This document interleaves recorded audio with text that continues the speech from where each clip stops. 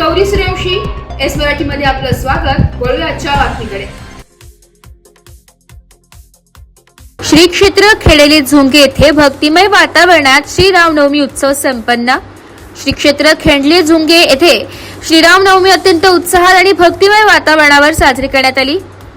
यावेळी रंगीबेरंगी फुलांच्या आकर्षक कमानी, श्रीराम मंदिराच्या गाभाऱ्यामध्ये द्राक्षाची आरास आणि रोषणाईने सजवलेल्या मंदिरामध्ये दुपारी श्रीरामाचा जयघोष झाला।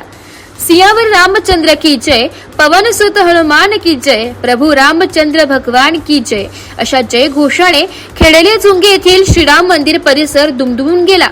कीर्तन, भजन आणि श्रीरामाच्या नामस्मरणाने खेडले झोंगे येथील श्रीराम मंदिरात आणि मंदिर परिसरातील वातावरण भक्तिमय झाले होते।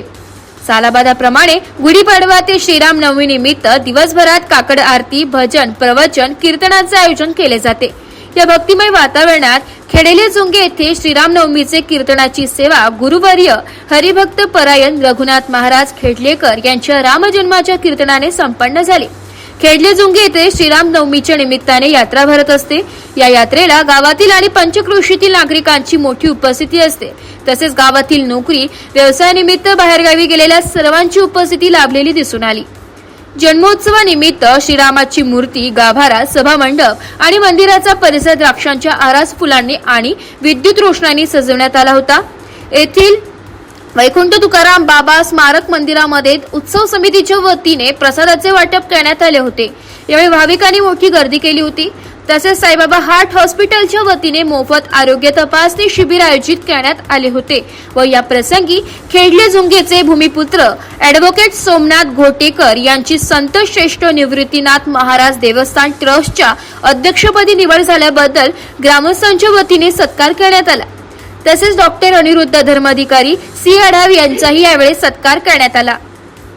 यावेळी सायंकाळी काढलेल्या श्रीराम रथाच्या मिरवणुकीत एकही नारा, एकही नाम, जय श्रीराम, सियावर रामचंद्र की जय, पवन सुत हनुमान की जय अशा घोषणा देण्यात आल्या। मिरवणूक मार्गामध्ये महिलांनी रांगोळी काढल्या होत्या। सर्वांचा पोशाख पारंपरिक होता। यावेळी महिलांची उपस्थिती उल्लेखनीय होती।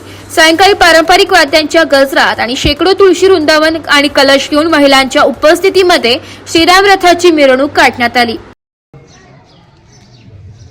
मग तिनं भगवंताकडे राग पाहिजे, ताकद होती तिच्यामध्ये। राग पाहिल्यानंतर लाल डोळे, झाड निर्माण होईल।